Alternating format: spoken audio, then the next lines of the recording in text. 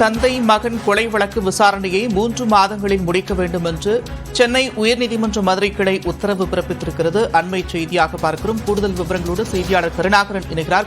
சாத்தான்குளம் காவல் நிலையத்தில் தாக்கியதால் அடுத்தடுத்து உயிரிழந்தனர். இந்த சூழலில் இந்த வழக்கு சிபிஐ விசாரிக்கிறது. மதுரை மாவட்ட செஷன்ஸ் நீதிமன்றத்தில் விசாரணை நடைபெற்று வருகிறது. இந்த சூழலில் இந்த வழக்கை இறுதியாக 3 மாதத்தில் விசாரித்து முடிக்க வேண்டும், தீர்ப்பு வழங்க வேண்டும் என்று உத்தரவிட்டுள்ளனர். அதே போன்று இந்த வழக்கில் சிபிஐ தரப்பில் இந்த வழக்கு விசாரணைக்கு வந்த போது சிபிஐ தரப்பு வழக்கறிஞர் கூறுகையில், அதாவது இந்த வழக்கில் பெரும்பாலான சாட்சிகளிடம், அதாவது நேரடி சாட்சிகளான காவலர் ரேவதி உள்ளிட்ட முக்கியமான சாட்சிகளிடம் விசாரணை முடிந்துள்ளது. தற்பொழுது கடைசியாக அலுவலக ரீதியாக இந்த சிபிஐ எஸ்பி இடம் மட்டுமே விசாரணை நடைபெற வேண்டியுள்ளது.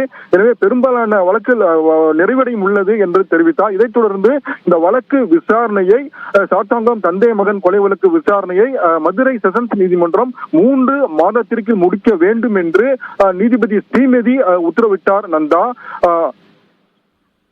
நன்றி கருணாகரன் விரிவான விவரங்களுக்கு.